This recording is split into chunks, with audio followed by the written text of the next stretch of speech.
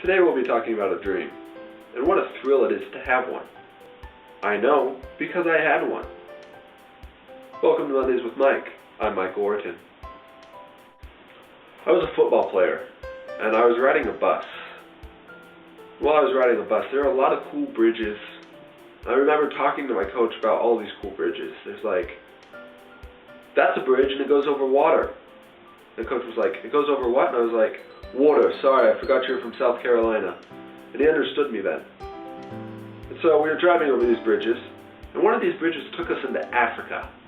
I know it's an odd place, but it's a dream where anything is possible, and that's the thrill of having a dream. So we drove the bus into Africa. And dreams, they sometimes escalate really quickly, and this one did, because all of a sudden I was playing football.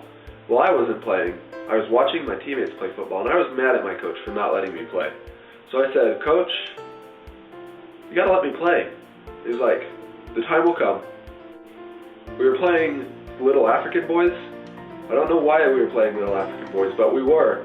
And we were really beating them up, so he didn't put his best players in. That's why I'm not playing.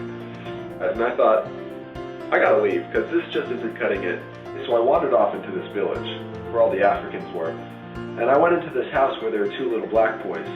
These two little black boys were pouring cement on the floor so they wouldn't have dirt anymore. And one of the little boys, he was mean.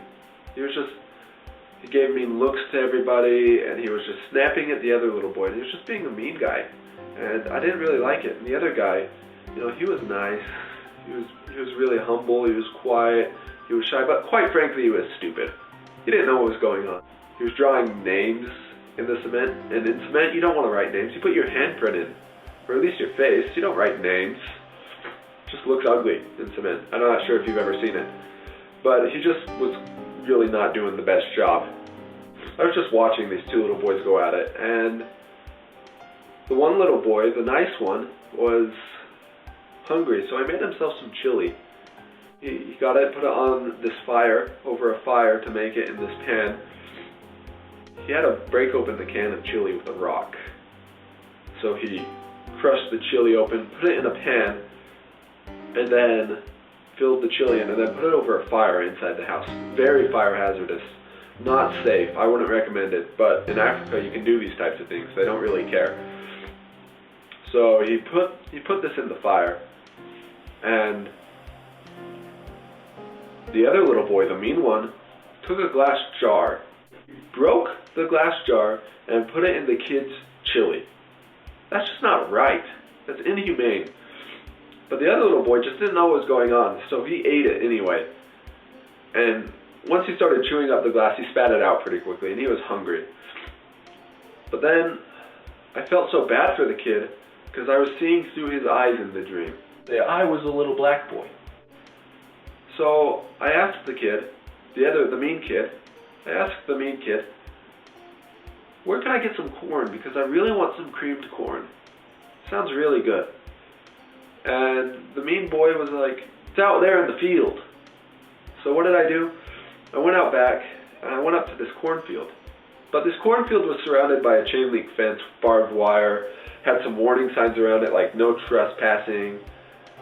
It was pretty heavily guarded for a cornfield. But I really wanted this creamed corn. So I went to where the gate was. And there at the gate, I looked in, and I saw this corn. And the gate wasn't locked. It didn't even have a lock. It just had one of those little hinges that you open with. That's all it was. Why on earth would somebody guard a cornfield with barbed wire and then have a simple opening gate? I don't know. But it was that way. So I opened it up, and I walked in, and there was this cornfield. It was a big cornfield. And I was happy there was all this corn. But I wanted the corn that was in the very middle. And he was like, I gotta get this corn. But he tripped over something, saw a marijuana plant, and was like, I gotta get out of here. Then he realized what he tripped over. He tripped over a German Shepherd. Now that German Shepherd must have been stoned, because it took a while to get up. Because it just got kicked in the ribs. Think about it. If you got kicked in the ribs, how quickly would you be up? Yeah, it was a stone dog. Jumped up and was mad and started barking. And what does a little black boy do in this situation?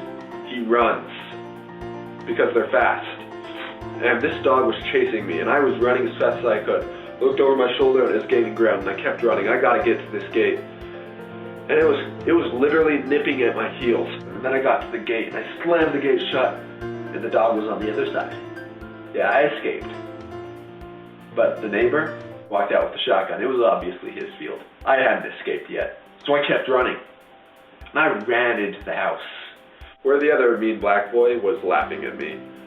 And all of a sudden, the phone rang. It was the neighbor calling, because it had caller ID on this weird TV panel. And this black man walks out. Probably my father, but he was a father because he was wearing one of those church outfits with the collar, you know, Pastor Jake, we'll call him. And he answers the phone, and there was just kind of murmuring, and then all of a sudden I heard, "Don't let your kids come into my field again." He looks at me, and he hung up the phone. Comes up to me and he said, "Did you go into the field?" And I said, "Well, yeah." But I snitched on the guy next to me, and I was like, "He told me to. He said that's where it was." And then Pastor Jake looks over at the other guy and was like, "Did you tell him to go into the field? Did you? Did you now?" Me and the other little boy ran away. He was scary. We just ran out the front door as fast as we could. That was wild. We just sprinted out, deserved. So we got on these trains. I don't know where they came from, but they're like motorcycle trains, like train tracks. And instead of a train, it's a motorcycle on the train tracks. And we rode off. There were two of them. He got on the front one. I got on the second one. So he was on this one, I was on that one. We were going like that. We were just riding off really fast. They were fast motorcycle trains. And we were just cruising through the desert. And then all of a sudden, coming from around the bend, was a government tank train. You know, like train tracks, but instead of a train, it's a tank. And this tank shoots lasers. And those lasers blow up the train motorcycle in front of you. Came out of nowhere. But that little black boy got what he deserved. A laser to the motorcycle train, to a fiery explosion death. Man, that was crazy. But it gets crazier. But it turns out, my motorcycle train was a transformer. And it transformed into this fighting machine. And the tanks were shooting at me like, choo, choo, choo, with those lasers of theirs. And my transformer thing had this giant cannon, like, and I was fighting all these tanks. Well, my transformer was, and I was just watching, and it was keeping me safe. And those lasers were like, choo, choo, goes my transformer, and it was bang, boom, bang, boom, bang, boom. It was crazy. It was crazy. And then, wow, it turned into a spaceship, and we were trying to fly away. And the lasers were like, choo, choo, choo, choo, choo, shooting right by me, choo, choo. And as he cruising off into space, but then a laser hit the spaceship. The spaceship was like, and the transformer was like, "You gotta eject." So I ejected, but then this B-52 bomber, which was of course the transformer, which had come to save the day, picked me up and flew me off.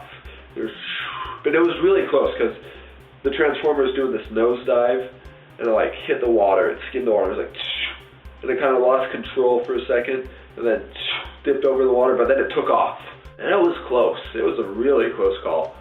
And then we just kind of flew off. There were no laser tanks. And it took me to this house where all my friends were. All of my friends. And I walked in, and all my friends started clapping at me. And they're like, "Yeah, way to go, Mike." It's like, this is awesome. And I started clapping for my friends. And my friends were clapping for their friends, and their friends were clapping for my friends, and everybody was clapping for everyone, and it was a giant cheer for everyone. It was the best party ever. And there was a couch, I fell asleep on it, and I woke up in my bed. Dreams are exciting.